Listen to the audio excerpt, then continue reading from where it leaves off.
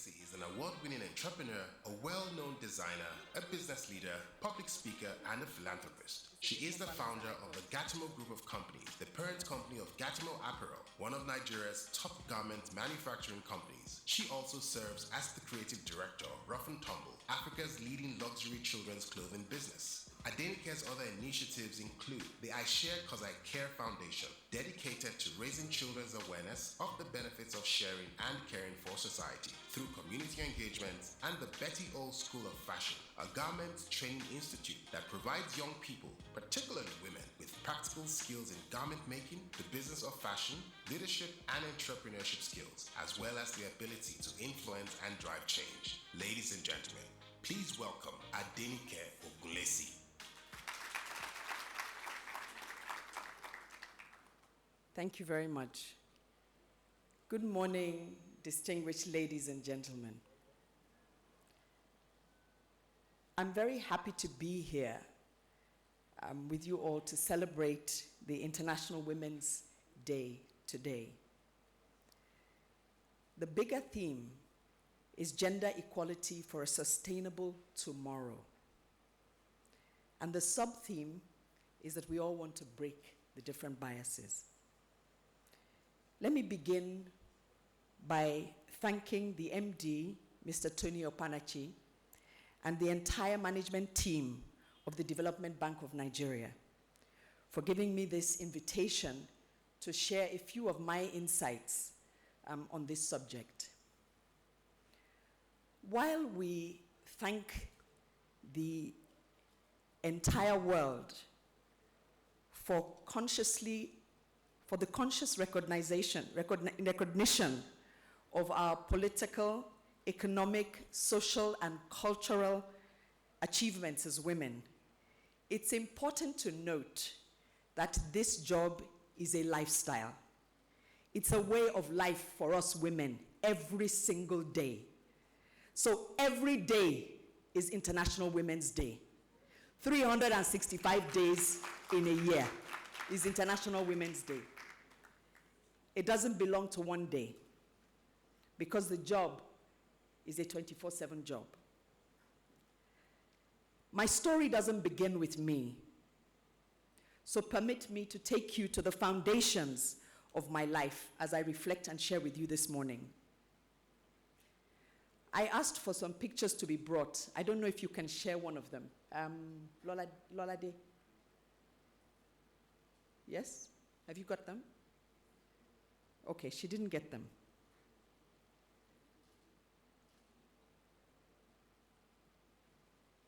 I was born to a Scottish mother, Elizabeth White Okuboejo, better known as Betty O. She came to Nigeria 60 years ago and lived 50 of her 77 years on this planet in Nigeria as a Nigerian holding a Nigerian passport. Arriving in Nigeria in the early 1960s, knowing no one except my father and perhaps a few of his brothers that she had met in Oxford. They were all students they met in Oxford.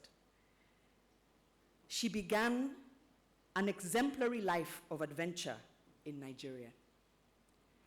She was a professional librarian, but there were no libraries in Ijebu-Ode, and there were no libraries in Abeokuta. My father was a specialist physician, a medical doctor, and he believed that his life was to be in service of his people. So he didn't stay in Lagos. He headed back to Abeokuta and then to Ijebu-Ode. So I grew up in Ijebu-Ode all my life. Well, my childhood. As Providence would have it, there were no libraries. My mother found this fabric called Adire in the local market and decided to make it in color. It was a hit. And so a librarian accidentally became an entrepreneur, trading in textiles and subsequently creating a fashion brand called Betty O. Those who grew up in the 80s and the 70s, if you are here, would know this brand. It was largely sold in Quintessence in Lagos. She knew nothing about entrepreneurship. She saw an opportunity and decided to courageously pursue it and to learn along the way. This adventure was going to be full of challenges. She didn't speak the language. It was a new culture, new marriage, children, business, stepchildren, because my father was widowed. And in fact, a whole new environment and way of life. How was she going to cope? She was already steeped in all kinds of biases, and they were all stacked up against her. But one thing she did in raising us, her children, she made it clear, you are a Nigerian, don't be confused. You will always be. So we did not eat roast chicken and potatoes. We ate eba and egusi jebu with dodo and eko and ewariro and gari. I never saw color when I was growing up. My mother wore traditional up and down. She tied her egele. And often in the markets, they would say, bleaching ni, bleaching ko. Alobo Rani say, oh no, she didn't. But then they would look at her knuckles and realized that, okay, maybe she didn't. So I never thought of my mother as a white woman. And I never thought of her as different. And so I never thought of myself as different in any way. My mother took me to the kitchen as the only child, but she also took me on her business trips. By the age of 7, I knew Lebanon Street in Ibadan. I knew Balogun Street and Tinumbu in Lagos. It was clear, in this new adventure, financial independence for her was non-negotiable. It gave her freedom and access. It empowered her. It enabled her. It gave her options.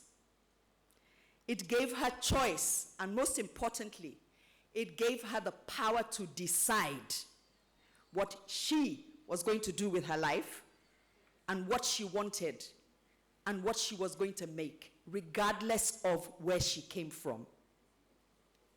Consciously and unconsciously, I watched her. My mother's exemplary life molded the behaviors that I modeled for my 2 daughters, Tiwalola and Moalola. The only difference being, I did not take my daughters to the kitchen. I believe they were made to impact the world. The greatness in them was far greater than being confined to the space of a kitchen. You can outsource the kitchen, but you cannot outsource your dreams, your aspirations, your ambitions, and the goals that you want to achieve in your life. My daughters, by the way, did learn to cook in university with the help of YouTube. It was a very useful tool. Eventually, we had mother-daughter sessions cooking. So I want you to just stop for a second and just imagine, if you can, a white woman in Abeokuta, in Ijebu-Ode in the 1960s. She was faced with all kinds of bias. By extension, I was born into bias. My father decided to marry another woman for insurance. After all, nobody knows if Oyibo's children will stay. And nobody really knows how they will turn out. If that isn't bias, I don't know what is. From your very own father.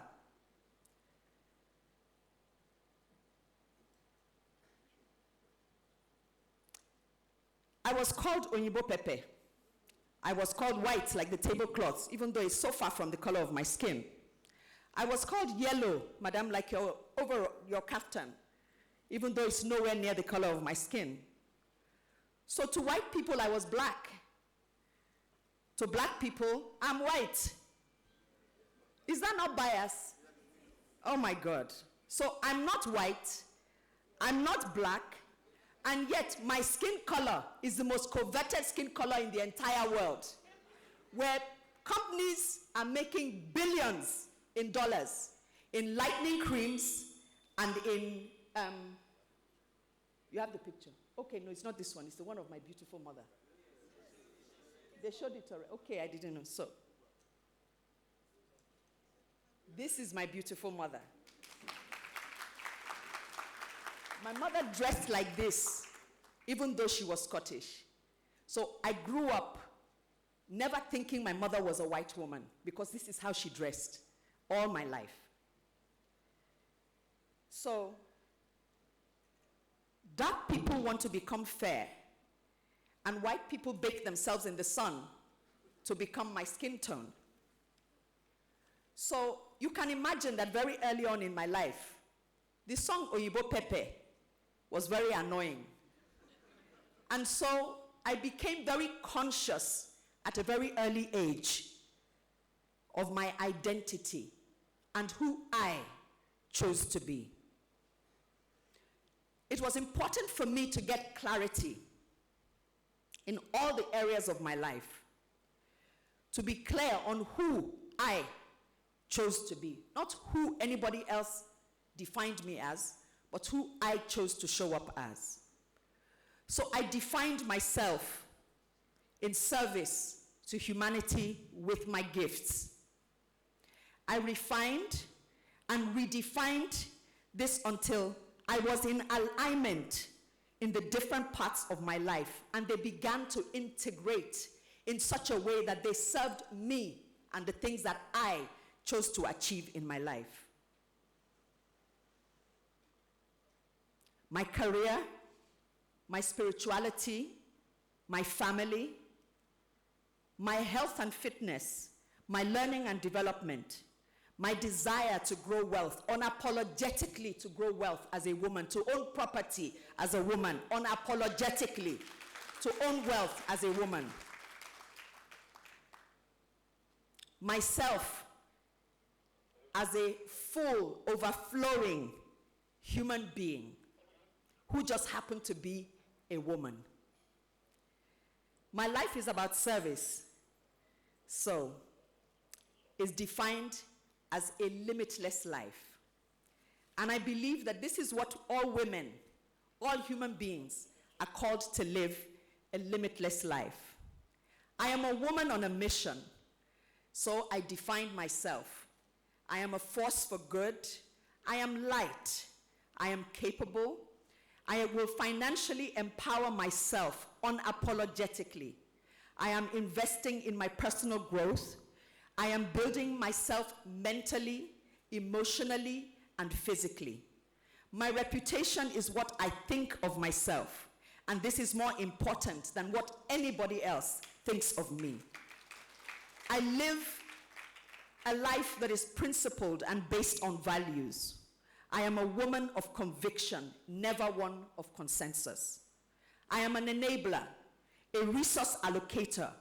I am wealthy. I am an investor in multiple streams of income. Unapologetically, I also say. I am not shy to say that I want to be wealthy and I want to be drop dead rich.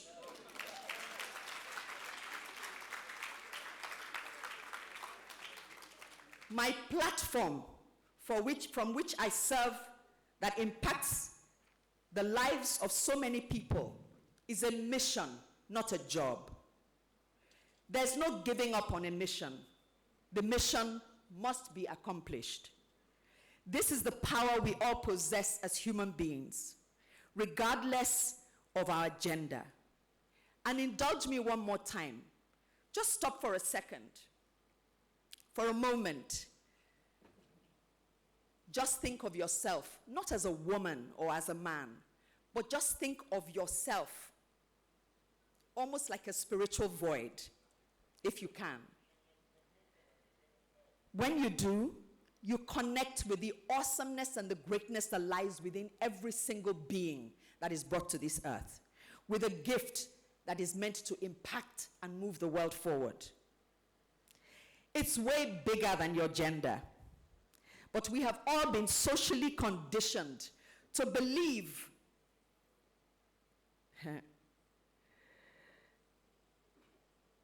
that we are limited because we are women. So, break, bend all the rules and break the bias until we get a world where every human being has equal access to social, economic, political, cultural opportunities. So all human potential is harnessed in the service of humanity. To build our nation, Nigeria needs your potential, your greatness, your courage, your creativity, your individuality. We're such a melting pot of talent and skill. The solutions you offer with the innovations that you birth, your leadership, your ingenuity, your resourcefulness and your resilience. Nigerian women are among the most resilient and the most resourceful human beings on the planet.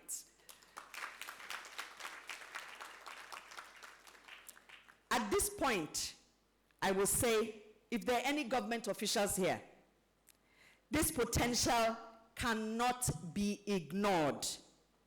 It needs to be supported and nurtured with policies and infrastructure that are enabling.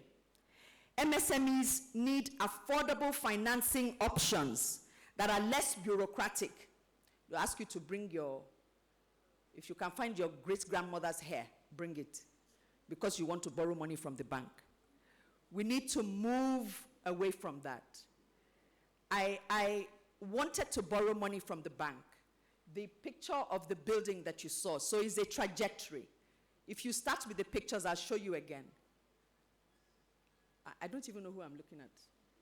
So, to even tell them.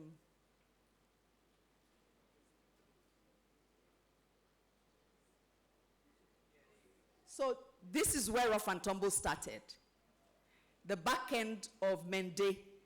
Actually, I went back there years later to take a picture. It wasn't this bad when I was there. I painted it. I like painting places and putting plants everywhere.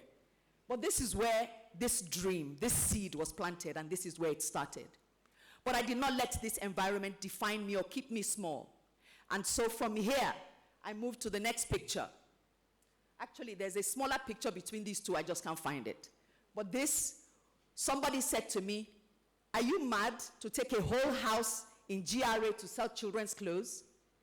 You cannot let other people's perspectives define the trajectory of your own life. Your dream is your dream. It is not anybody else's dream. You have to hold on tight and fast to that dream and not let it go. And so, my landlady decided that she was going to be a thorn in my flesh while I was in this building. I had been there for almost 10 years, but in the meantime, something happened on Isaac John. And it was this. Zenith Bank came onto Isaac John and paid me to move my sign from the front of their building to the other side of the road. I remember going home that day and telling my husband, the big boys have come to Isaac John, but I'm not going to be the grass that's going to suffer. So I'm going to look for a property on this road, and I'm going to buy my own property on this road and put up my own building. At the same time, my landlady was still being the thorn in my flesh. And so she didn't know that she was doing me the biggest favor of my life by fast-tracking the events that were to happen in my life. So you will go through things, but believe that life happens for you, not against you. When you believe that life is happening for you, you will be amazed. You will be, in fact, amazed is maybe an understatement. You will be divinely surprised, because I also don't know how to separate my spirituality from my life's journey. It's an integration of all the different parts of my life. And by divine providence, the property that we now sit on, which is the third picture, actually came to find me because I was ready. And perhaps on another day, I will tell you the story when time permits of actually how I got this. But I was trying to borrow money from the bank to put this building up. And I was trying to raise 200 million naira from the bank to build this. And I remember putting the business plan together. And I went to the first bank, which of course, I will mention, you're all bankers, was GT Bank, because GT Bank was the bank that I had banked with. I was almost like a loyalist to the bank. And the bank was going through some of its own headaches. And so I ceased to exist as a customer. And so I learned one big lesson. You don't put all your eggs in one basket. You never have one relationship with your financiers. You have multiple relationships with financiers. If this one is not ready to play ball, switch.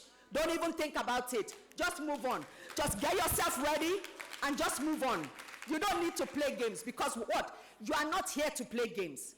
They're not going to ask a man, go and meet your wife to ask for the money. One had the audacity to tell me, I should go and ask Oga for this money now. Why am I disturbing everybody in the bank? I came to you as a businesswoman, and that's what you said to me. Needless to say, maybe there were bits of him on the lawn before he left that day, but let me behave myself today. Yeah? So anyway, by the time I got to the 6th bank, I had learned what to say, when to say it, and who to have with me. So by that time, I had a financial expert with me. I was the brand builder, the business promoter. I knew everything about the brand, the market, the products. I knew it. I could tell you in my sleep. I could talk about it. The numbers, this other guy was the nerd. He knew the numbers. Good for him. Now, by the time I finally got to Access Bank that ultimately supported this, I could have given up 100 times over. One bank said to me, the international competition has come. They're going to run you out of this business. Where is Mr. Price today, please? They're gone. We're still standing. And we're growing.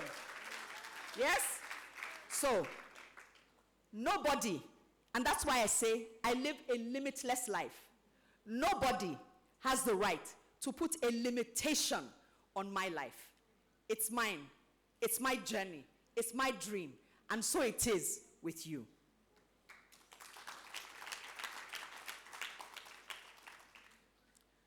So we need to build capacity. I was talking to the government officials about MSMEs.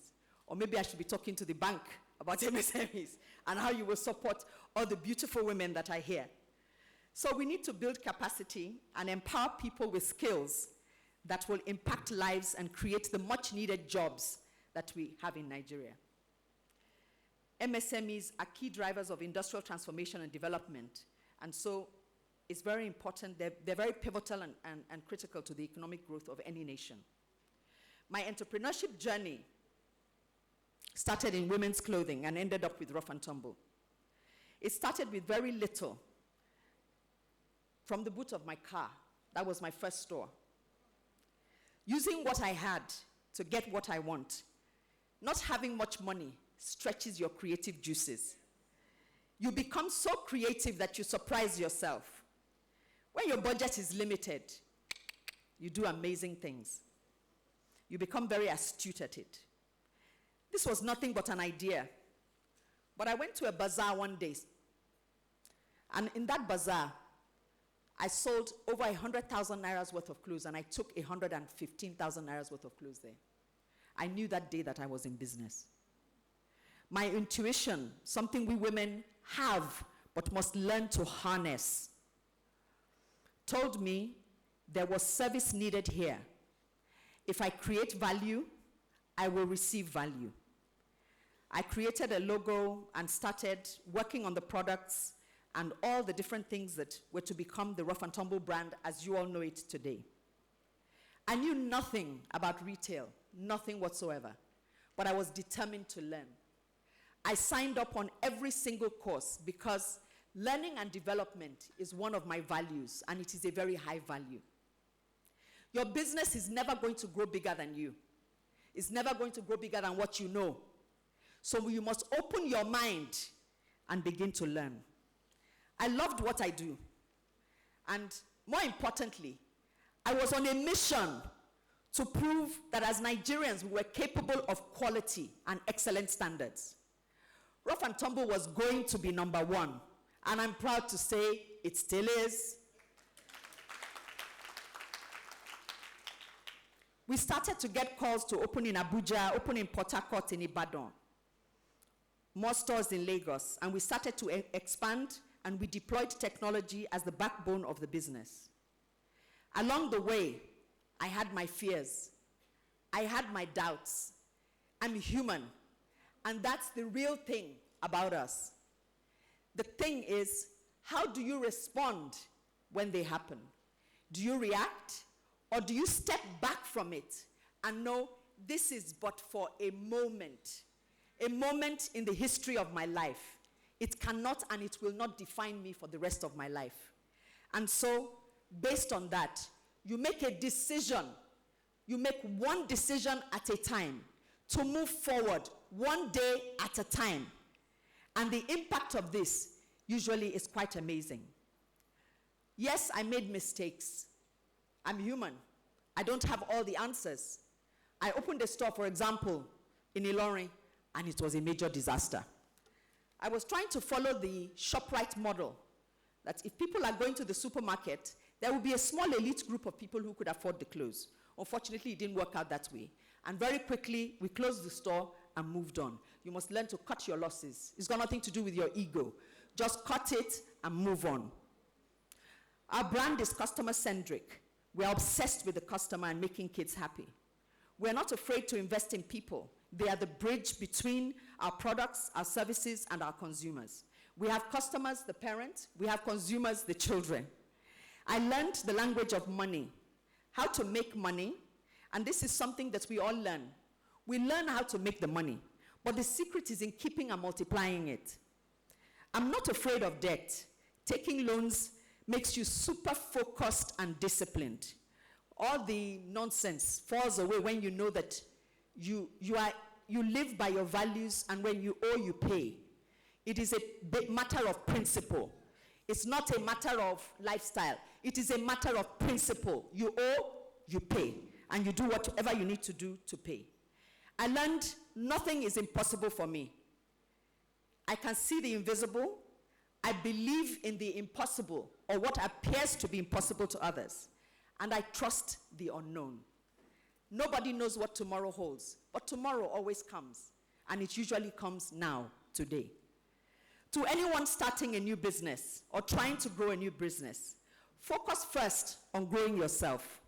Your business will never go beyond you. Build your mental muscles, expand your mind, and be curious. And even if you don't build your mental muscles, Nigeria will force you to build your mental muscles. Whether you like it or not, you will build muscles in your brain, so long as you are operating a business in Nigeria. And as I said, yes, there were times I was afraid. There were times when I felt sorry for myself and when I cried. But I cried for all of 5 minutes, if it was up to that, and said, now the show must go on. Know your worth and know the value that you bring. Understand your limitations and team up with people who will close the knowledge gap. Create a product that makes you proud and fulfilled. Drive excellence and insist on standards. Leverage on technology to drive efficiency and grow your business. We use an ERP solution which enables us to see everything that is sold in our 18 locations as at when it is sold per minute per second. It's invaluable to your business. Learn to do what I call the second of my 3 C's. In an experiential economy, you must learn to collaborate, you must learn to cooperate, and you must learn to communicate. This is important. In closing,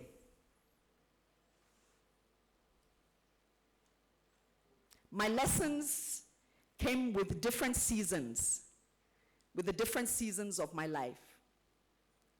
Everything that happened was preparing me to be worthy to stand in front of you today to share my story with you.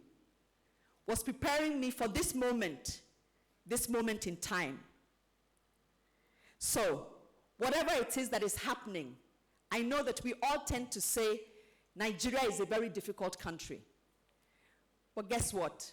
Nigeria is the only country we all have. Yes, I have the right for dual citizenship, but I chose to live here. I chose to be a Nigerian. I chose to invest in Nigeria. I employ 315 Nigerians every day, every single day. When we have big contracts, we employ up to 450 Nigerians. When we have big contract jobs to manufacture uniforms and things like that. So it's not beans, but guess what? We all have to contribute. Somebody contributed to building the countries that we all admire. We have to contribute to build the country that we desire to see. But when we sit down together and we do what I call the bashing of Nigeria, that is all we're ever going to see, a bashed Nigeria. Because what you focus on, you get more of what you focus on. It's as simple as that. So can we switch the focus and break the bias against our country, Nigeria? Is that possible? Because we all have a bias against this country, Nigeria. Some people think it's a great country. Some people think it's not a great country. Personally, I think it's an amazing country. If you don't believe me, watch this guy on YouTube. His name is Tayo, I know. He travels all over Nigeria, and he films the most beautiful places in this country, Nigeria. You will see them, and you will know Abuja is not Nigeria. Neither is Lagos, Nigeria. If you even think of the color of the clothing that we wear, the different foods that we eat from the different parts of this beautiful country, you will know we're not here together by accident. We just have to find the compelling reason as to why we're together. Focus our energy on that and create the country of our dreams. It is possible. It is possible. So I say to you, trust that this too will pass. Life will happen for you, not against you. So go forth. Come through to the other side and be the highest and truest expression of your human self. Together, we will break the bias and we will create the Nigeria of our dreams. Thank you very much.